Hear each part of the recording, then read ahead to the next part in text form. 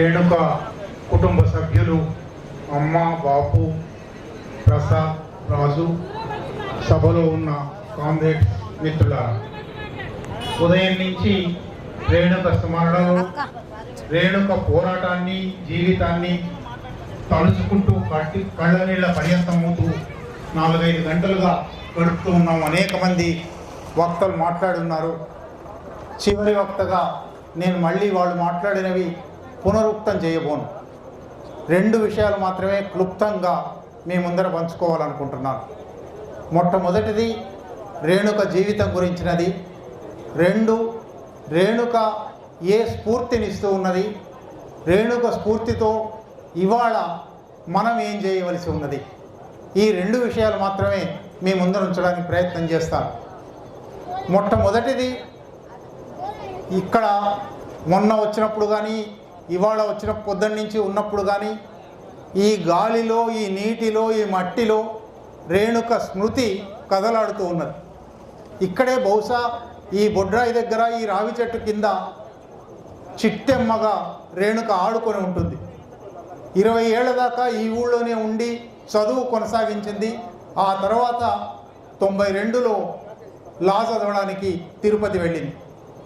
ఒక చిట్టెమ్మ ఒక తిరుపతికి, ఒక విశాఖపట్నానికి, ఒక హైదరాబాదుకు, ఒక ఆంధ్ర ఒరిస్సా బార్డర్కు, ఒక దండకారణ్యానికి దేశమంతా విస్తరించి ఒక రసాయనిక పరిణామం, ఒక చిట్టెమ్మగా బుడిబుడి అడుగులతో ఈ నేల మీద నడిచిన వ్యక్తి దేశానికంతా ఒక విప్లవ పార్టీ ప్రచార దళానికి సారథిగా, ఒక విప్లవ పార్టీ నడిపే 7-8 పత్రికలకు సంపాదకురాలిగా, రచయితగా విప్లవ పార్టీ అభిప్రాయాలను ప్రజలకు, ప్రపంచానికి చెప్పే మనిషిగా ఎట్లా ఎదిగింది. ఈ ఎదిగిన క్రమం కడివెండి నుంచి ప్రారంభమై ఈ దేశమంతా వ్యాపించడానికి కారణం ఏమిటి, ఈ పరిణామ క్రమం ఎట్లా జరిగింది, ఇవి అర్థం చేసుకోవడం, ఈ దేశంలో సామాన్యులు అసామాన్యులుగా ఎట్లా ఎదుగుతారు, పోరాటాలు సామాన్యులను అసామాన్యులుగా ఎట్లా మరుస్తాయి చెప్పడానికి ఒక గుర్తు. ఈ కడివెండి వాళ్ళకు కొత్తగా చెప్పనక్కర్లేదు. కడివెండిలో 80 సంవత్సరాల కింద సరిగ్గా ఇదే నేల మీద దొడ్డి కొమరయ్య అమరుడయ్యాడు. సరిగ్గా మనం ఈ మాట్లాడుకుంటున్న వెనక జానమ్మ దొరసాని గడిలో నుంచి అబ్బాస్ అలీ, మిస్కిన్ అలీలు కొమరయ్య మీద కాల్పులు జరిపారు. కూతవేటు దూరంలో విసునూరులో రామచంద్రారెడ్డి గడి. ఆ రోజు రామచంద్రారెడ్డి కానీ జానమ్మ కానీ ఏమనుకున్నారు, కొమరయ్యను చంపేస్తే లెవీ కట్టం అని వస్తున్న ఊరేగింపు మీద కాల్పులు జరిపితే ఈ ప్రశ్నలు ఆగిపోతాయి, ఈ పోరాటం ఆగిపోతుంది, ఈ ఊరేగింపులు ఆగిపోతాయి, ఈ సంచలనం ఆగిపోతుంది అనుకున్నారు. కాలం గడిచింది. జానమ్మ లేదు, విసునూరి గడి లేదు, రామచంద్రారెడ్డి లేడు. కొమరయ్య నిలిచి ఉన్నాడు. కొమరయ్య నిలిచి ఉంటాడు. కొమరయ్య మాత్రమే కాదు, ప్రజల కోసం పోరాడిన వాళ్ళందరూ, ప్రజా సంక్షేమం కోసం తమ ప్రాణాలు ధారపోసిన వాళ్ళందరూ, ప్రజా పురోగమనం కోసం తమ జీవితమంతా త్యాగం చేసిన వాళ్ళందరూ ఎన్నటికీ మరణించరు. ఒక్క దొడ్డి కొమరయ్య మాత్రమే కాదు. ఈ చాలులో ఎర్రనరెడ్డి సంతోష్ రెడ్డి ఉమ్మడి ఆంధ్రప్రదేశ్ విప్లవోద్యమానికి నాయకుడై, రాష్ట్ర పార్టీ కార్యదర్శి అయి, రాష్ట్రంలో విప్లవోద్యమం పురోగమించడానికి ఎన్నో ఆలోచనలు చేసిన సంతోష్ రెడ్డిని చంద్రబాబు నాయుడు, మాధవరెడ్డి, దొర కలిసి చంపేశామనుకున్నారు. ఇంకా పోరాటం అయిపోతుంది అనుకున్నారు. ఇవాళ మాధవరెడ్డి ఎక్కడున్నాడు, చంద్రబాబు నాయుడు ఎక్కడున్నాడు, దొర ఎక్కడున్నాడు, సంతోష్ రెడ్డి జీవించి ఉన్నాడు. కనుక ఈ పోరాట క్రమంలో ఒక్క దొడ్డి కొమరయ్య నుంచి సంతోష్ రెడ్డి వరకు మాత్రమే కాదు, పైళ్ళ వెంకటరమణ నాకు డిగ్రీ కాలేజీలో జూనియర్గా ఆర్ట్స్ కాలేజీలో, వరంగల్ ఆర్ట్స్ కాలేజీలో చదువుకున్నాడు. ఈ ఊరి కుర్రవాడు, ఈ ఊరి బహుజనుల పిల్లవాడు. ఇవాళ దేశవ్యాప్తమైన ఈ విప్లవోద్యమ ఈ దేశంలో విప్లవం సాధించే ఒక మహత్తర కృషిలో ప్రాణాలర్పించిన వీరుడుగా ఉన్నాడు. పెద్ది శ్రీను, పెద్ది రాజు, కడివెండి అటువంటి ఎంతోమంది పోరాట యోధులను అందించింది. ఆ యోధుల వరుసలోనే రేణుక ఈ పోరాటంలో ప్రవేశించింది. ఈ ప్రవేశించడం మాత్రమే కాదు, ఉన్నత విద్యలు ఒక లా విద్య చదివింది. చాలామంది వక్తలు చెప్తున్నారు, నేను మళ్ళీ ఆ వివరాల్లోకి పోనక్కర్లేదు. లా విద్య చదివింది. సమాజంలో బయటి ప్రపంచంలో సుఖంగా సౌకర్యవంతంగా బతికే అవకాశం ఉంది. కానీ ఈ దేశంలో దోపిడీ పీడనలు అంతం చేసే ఒక నిజమైన విప్లవ కార్యక్రమంలో నా శక్తియుక్తులన్నీ ధారపోస్తాను అని అనుకుంది. అక్కడ ప్రవేశించింది. ఒక్కచోట కాదు, విశాఖపట్నంలో న్యాయవాదిగా ఉంటూనే విప్లవోద్యమ కార్యక్రమాలలో పాల్గొన్నది. తిరుపతిలో విద్యార్థిగా ఉంటూనే మహిళా ఉద్యమ కార్యక్రమాల్లో, విప్లవోద్యమ కార్యక్రమాల్లో పాల్గొన్నది. పోనీ జీవితం చూస్తే, విప్లవం సంగతి కాసేపు పక్కన పెడదాం, జీవితం ఎన్ని మలుపులు తిరిగింది. అనారోగ్యపు మనిషి, కుటుంబంలో అప్పటికే ఒక అన్న విప్లవోద్యమంలోకి వెళ్ళి ఉన్నాడు. ఏ రోజు ఏ వార్త వింటామో తెలియదు. అటువంటి సందర్భంలో ఒక పెళ్ళి జరిగి అది నిత్య గృహ హింసకు, వేధింపులకు బలే 22-23 ఏళ్ల నాటికే జీవితం అంతా చూసిన ఒక స్థితి. అక్కడి నుంచి మళ్ళీ పునర్జీవించింది. రేణుక జీవితం ఒకసారి జీవిత కథ చదివితే అనేక సార్లు పునర్జీవించింది, అనేక సార్లు మరణాన్ని ఎదిరించింది. 1994, 93, 94లో మొదటిసారి తిరుపతిలో లా విద్యార్థిగా ఉన్నప్పుడు తనను కలిశాను. అప్పటి నుంచి 10 సంవత్సరాల పాటు అత్యంత సన్నిహితంగా నా చెల్లెలిలాగా మెలిగింది. 2004లో తన వెంట పోలీసులు పడ్డప్పుడు ఎట్లా తనను పట్టుకొని చంపేయడానికి ప్రయత్నిస్తున్నారు. తను విశాఖపట్నం నుంచి హైదరాబాద్ వస్తే హైదరాబాద్లో తాను ఏ ఇంటికి వెళ్ళగలదని పోలీసుల ఊహ ఉందో, నిఘా ఉందో, అక్కడల్లా పోలీసు శిబిరాలు ఏర్పాటు చేశారు. ఎప్పుడు పట్టుకుంటారో, ఎప్పుడు చంపేస్తారో తెలియదు. కళ్ళారా రేణుక ఆ మరణాన్ని జయించడం చూశాను నేను. ఆ మరణాన్ని అధిగమించింది. ఏ క్షణమైనా 2004 జనవరిలో చనిపోయి ఉండవచ్చు. చనిపోలేదు, విప్లవోద్యమంలోకి వెళ్ళిపోయింది. అప్పటిదాకా బహిరంగంగా ప్రజా సంఘాలలో పనిచేస్తూ విప్లవోద్యమంలో భాగంగా అనేక కర్తవ్యాలు నెరవేరుస్తూ ఉన్న వ్యక్తి ఇంకా లాభం లేదు, ఇక్కడ ఉంటే, ఇటువంటి పనిలోనే ఉంటే మరణం తప్పదు, మరణాన్ని జయించాలి అనుకుంది. 2004లో విప్లవోద్యమంలోకి వెళ్ళింది.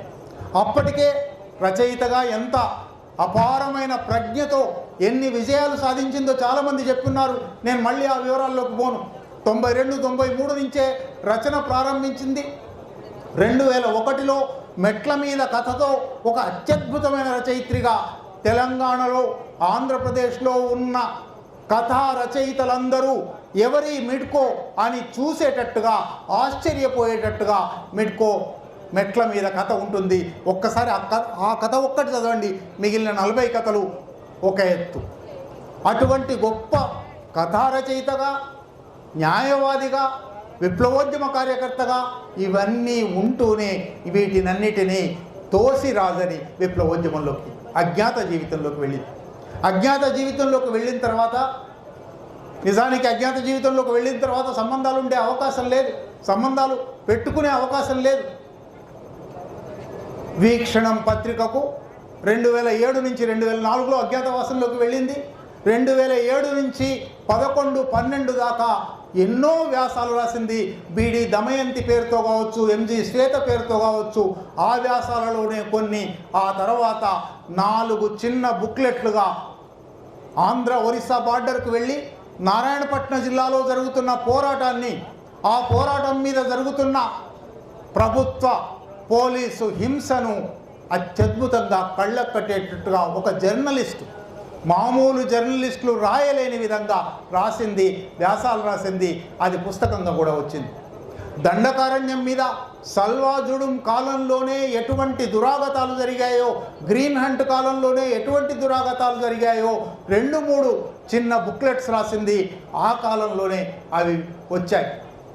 ఈ క్రమంలో ఇదే గ్రామానికి చెందిన విప్లవోద్యమ నాయకుడు సంతోష్ రెడ్డితో సాహచర్యం ఎంచుకుంది.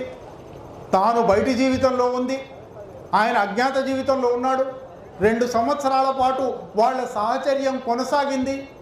2 సంవత్సరాల తర్వాత మీ అందరికీ తెలుసు, బెంగళూరులో సంతోష్ను,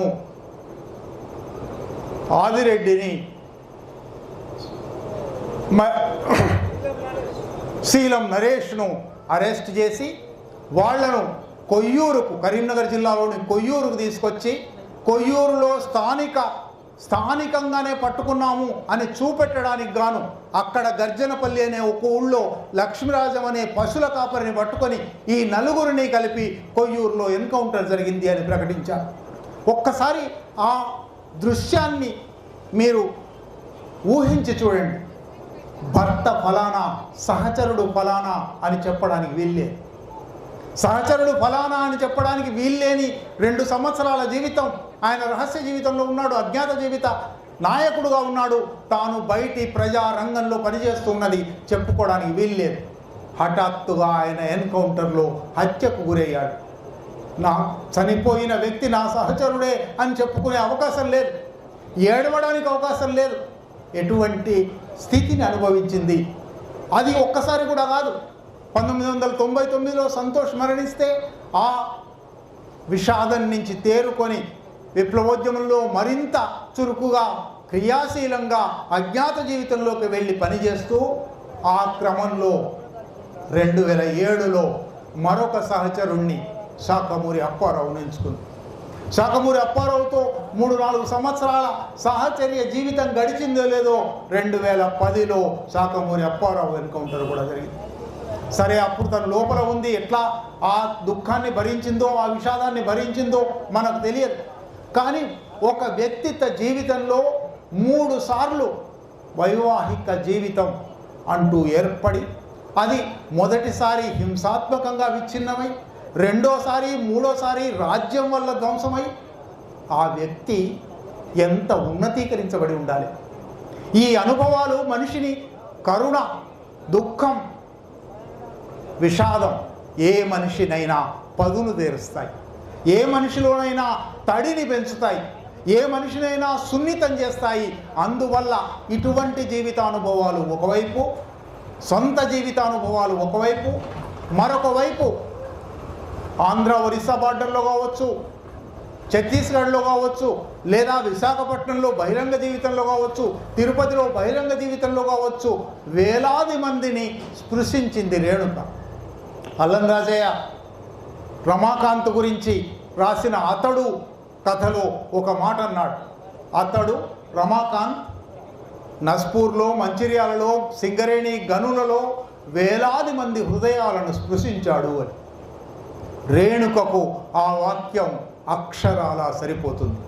రేణుక జీవిత క్రమంలో అనేక చోట్ల, అనేక జీవన రంగాలలో వేలాది మంది హృదయాలను స్పృశించింది. అందువల్లనే మొన్న తన అంత్యక్రియలు అంత ఉద్వేగభరితంగా జరిగాయి. ఇవాళ ఆమె సంస్మరణ సభ ఇంత ఉద్వేగభరితంగా జరుగుతున్నది. ఇది రేణుక నుంచి, రేణుక జీవితం నుంచి మనం గ్రహించవలసిన సంగతి. రేణుక జీవితం నుంచే ఇంతకుముందు దొడ్డి కొమరయ్య గురించి చెప్పాను, సంతోష్ గురించి చెప్పాను.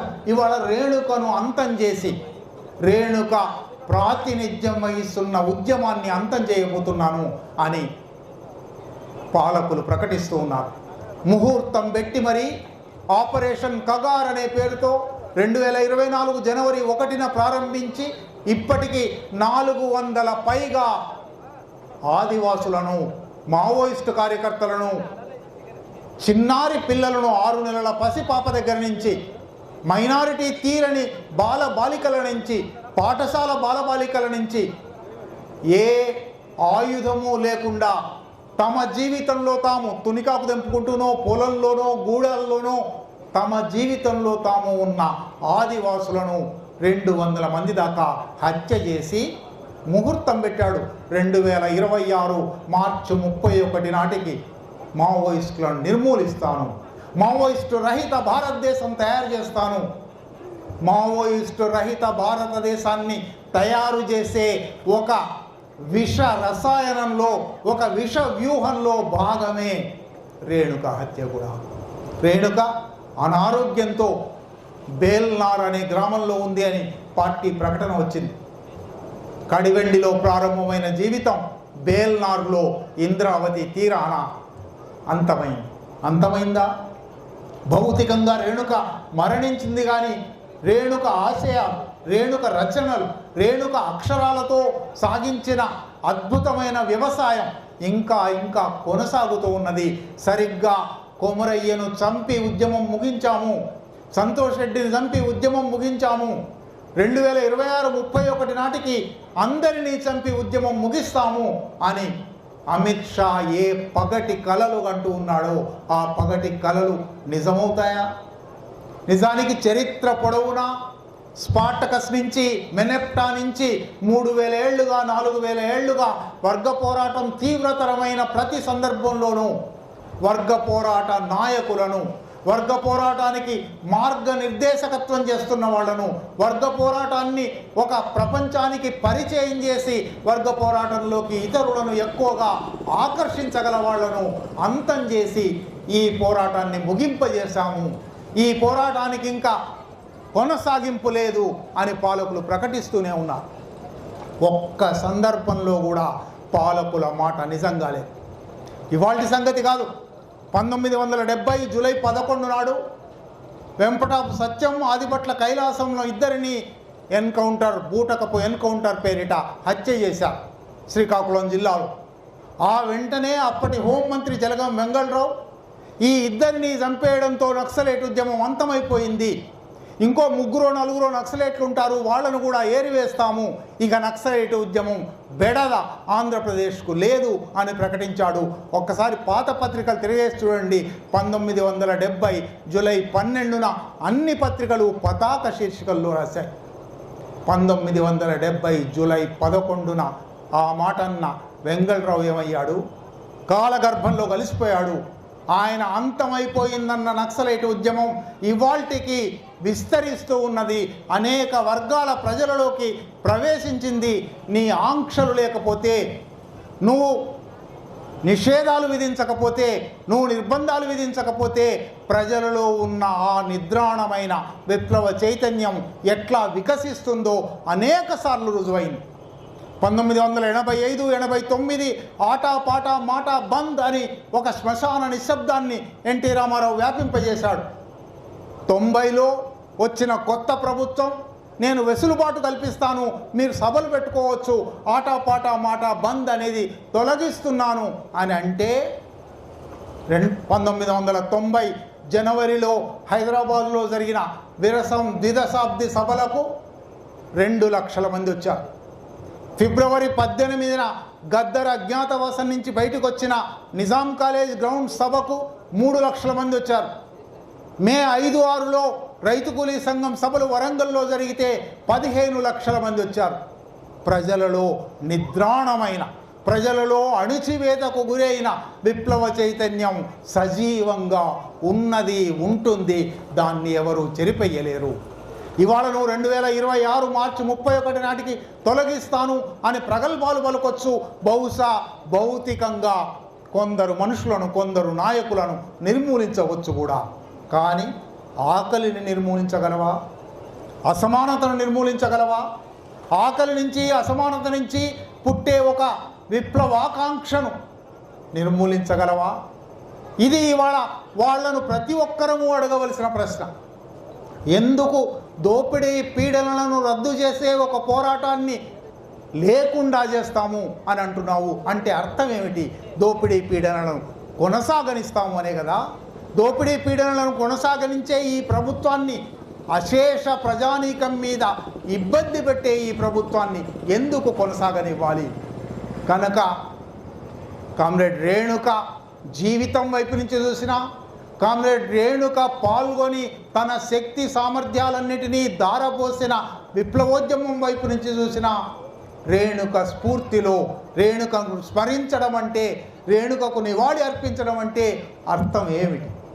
రేణుకకు నివాళి అర్పించడం అంటే ఆపరేషన్ కగార్ రద్దయిపోవాలి అని కోరడం. రేణుకకు నివాళి అర్పించడం అంటే దండకారణ్యంలో ఆదివాసుల కాళ్ల కింది నేలలో నుంచి విలువైన ఖనిజాలను తవ్వుకుపోయి కార్పొరేట్లకు అప్పగించడానికి భారత ప్రభుత్వం పన్నిన ఒక విషపూరిత షడ్యంత్రాన్ని వెంటనే ఆపివేయాలి. అక్కడి నుంచి ఆదివాసులను బేదకలు చేసి, ఆదివాసులను లేకుండా చేసి, ఆదివాసులకు మద్దతుగా నిలబడిన మావోయిస్టులను లేకుండా చేసి ఖనిజ సంపదను కార్పొరేట్లకు అప్పగించడానికి ప్రయత్నిస్తున్నారు. ఈ ఖనిజ సంపద ఈ దేశ ప్రజలది. ఈ ఖనిజ సంపద ఈ దేశ భవిష్యత్ తరాల అవసరం కోసం ఉపయోగపడవలసింది. ఈ ఖనిజ సంపద 5 సంవత్సరాల కోసం అధికారానికి వచ్చిన ప్రభుత్వపు హక్కు కాదు, ప్రభుత్వపు అబ్బ సొమ్ము కాదు అని ప్రకటించవలసిన బాధ్యత. నిజానికి ఇది మావోయిస్టులదో ఆదివాసులదో సమస్య కాదు. ఆదివాసులకైతే అది చావో రేవో తేలే పోరాటం. ఆదివాసులు అక్కడి నుంచి ఉండి తమ జీవన సంస్కృతిని కాపాడుకోనైనా కాపాడుకోవాలి, లేదా బేదకలైపోయి అక్కడ లేకుండా పట్టణాలకు వచ్చి బహుశా అడ్డా కూలీలుగా మారిపోవాలి. అది తప్ప వాళ్ళ మీద అంటే పోరాటం తప్ప వాళ్ళ గత్యంతరం లేదు, ప్రతిఘటన తప్ప వాళ్ళ గత్యంతరం లేదు, ఆపరేషన్ కగారును ఎదుర్కోవడం తప్ప వాళ్ళ గత్యంతరం లేదు.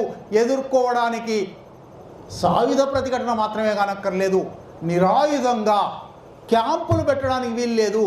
నువ్వు క్యాంపులు పెట్టడం అంటే అటవీ హక్కుల చట్టాన్ని ఉల్లంఘించడం, Panchayat extension to scheduled areas అనే ఒక ఆదివాసీ అనుకూల చట్టాన్ని వ్యతిరేకించడం.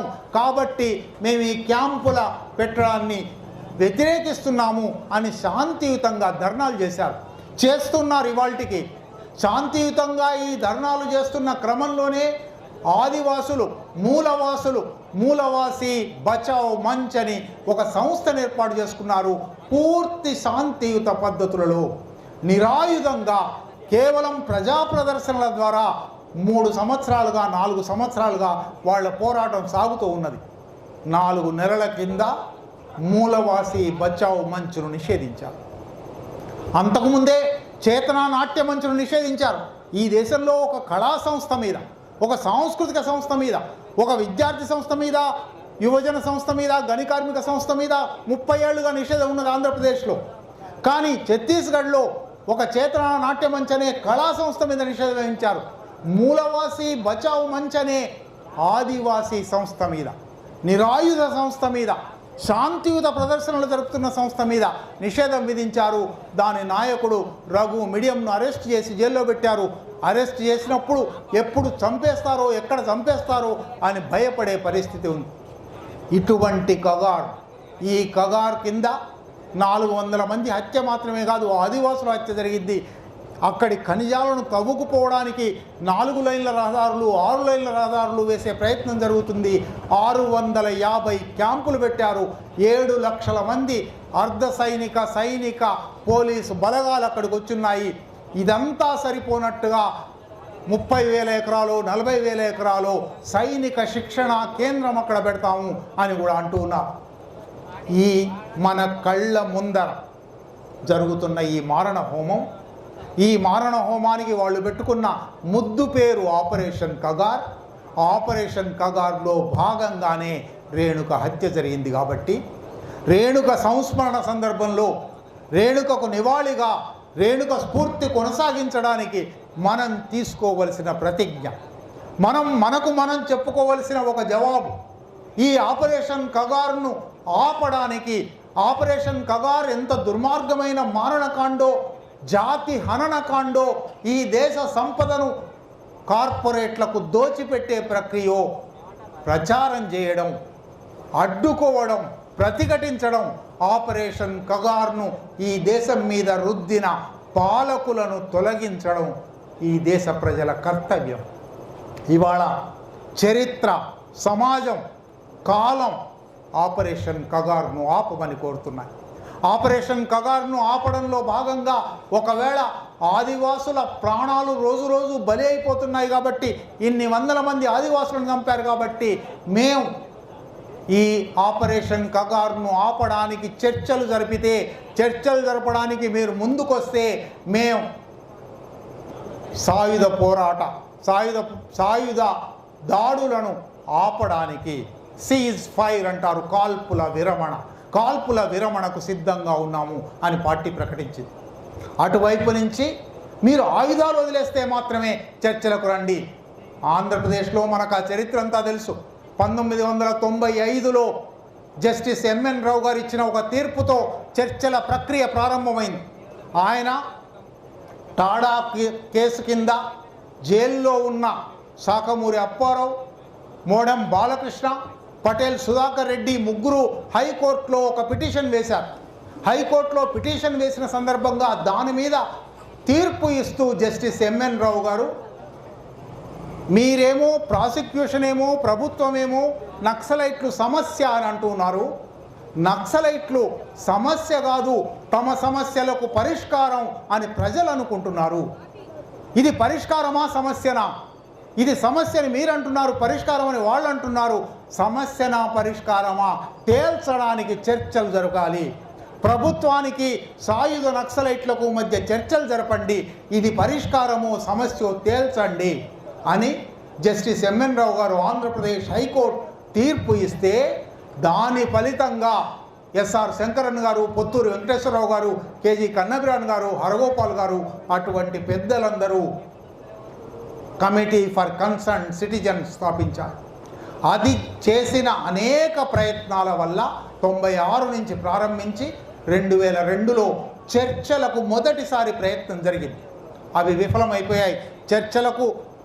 చర్చలు ఏ ఎజెండా ఉండాలో సెట్ చేయడానికి పంపిన ప్రతినిధి వర్గం సమావేశం రోజే బూటకపు ఎన్కౌంటర్లో నేలకొండ రజితను కాల్చి చంపారు. కనుక మేము ఈ చర్చల్లో పాల్గొనం అని ప్రతినిధి వర్గం వెనక్కి వచ్చింది.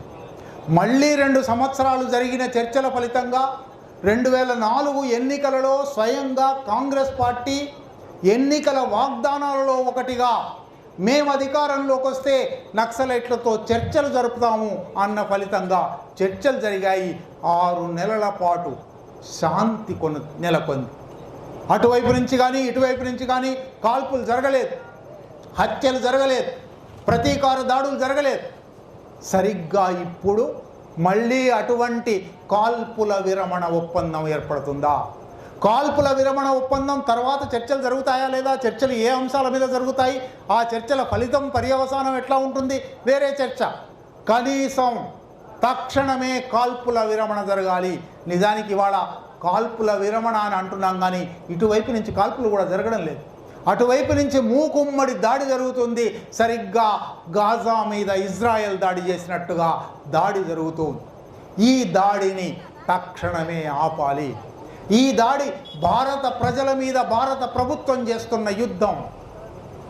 నిజానికి రేణుక స్ఫూర్తిలో మాత్రమే కాదు, జిఎన్ సాయిబాబా సరిగ్గా ఈ యుద్ధం మొదలైనప్పుడు 2006లో campaign against war on people అని సంస్థను ఏర్పాటు చేశాడు.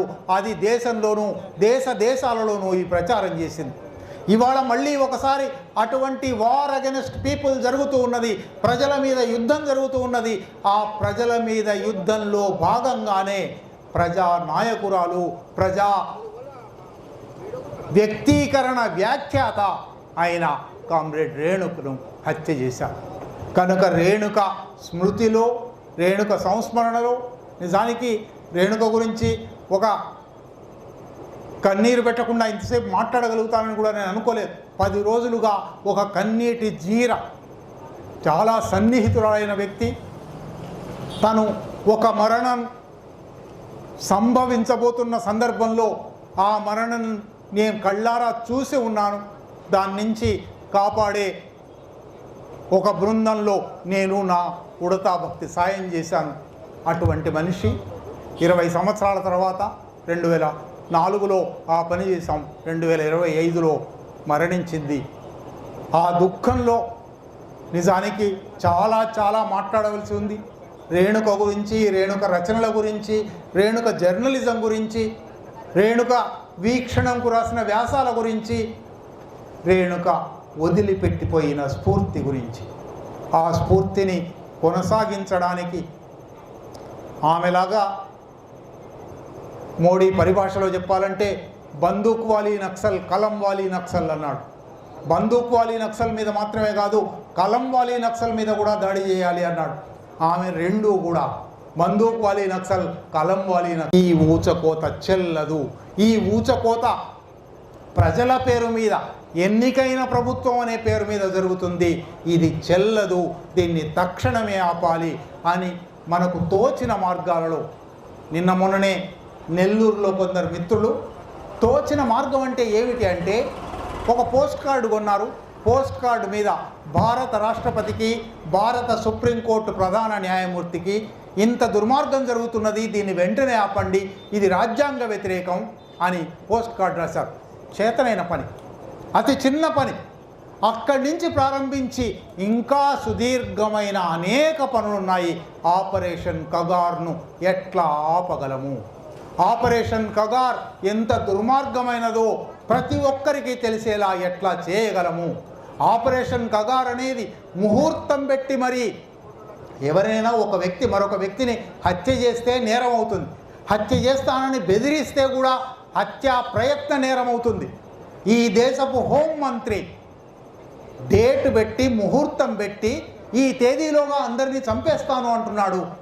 దాని మీద దాదు లేదు, ఫిర్యాదు లేదు. కనుక ఆ దాదు ఫిర్యాదు లేని ఒక స్థితిలో ఆపరేషన్ కగార్ను రద్దు చేయాలి. ఆపరేషన్ కగార్ భారత ప్రభుత్వపు హంతక కార్యక్రమం. ఒక ప్రభుత్వానికి హత్య చేసే హక్కు లేదు అని నినదించడమే కామ్రేడ్ రేణుక ఇక్కడ మనం ఏ నేల మీద నిలబడ్డామో ఆ నేల మీద చిట్టెమ్మ కావచ్చు, కానీ ఇవాళ దేశంలోనే విప్లవానికి, విప్లవ వ్యక్తీకరణకు ఒక చిహ్నంగా మారి ఆమె మిట్కో, ఆమె చైతే, ఆమె భాను, ఆమె దమయంతి, ఆమె శ్వేత, ఆమె సర్వనామం. ఆ సర్వనామాన్ని మనం ఆవాహన చేసుకుంటామా లేదా? ఆవాహన చేసుకొని ఆమెలాగా ఆమె స్ఫూర్తిని కొనసాగించడానికి తక్షణమే ప్రజల మీద యుద్ధాన్ని ఆపాలి అనే డిమాండ్ చేస్తామా లేదా అనేదే ఆమెకు మనం ఇవ్వగల నివాళి. జోహార్ కామ్రేడ్ రేణుక, జోహార్ కామ్రేడ్ రేణుక. కొనసాగిస్తాం కామ్రేడ్ రేణుక ఆశయాన్ని. జోహార్ దండకారణ్య అమరవీరులకు, జోహార్ దండకారణ్య అమరవీరులకు. వర్ధిల్లాలి భారత విప్లవోద్యమం, వర్ధిల్లాలి భారత విప్లవోద్యమం.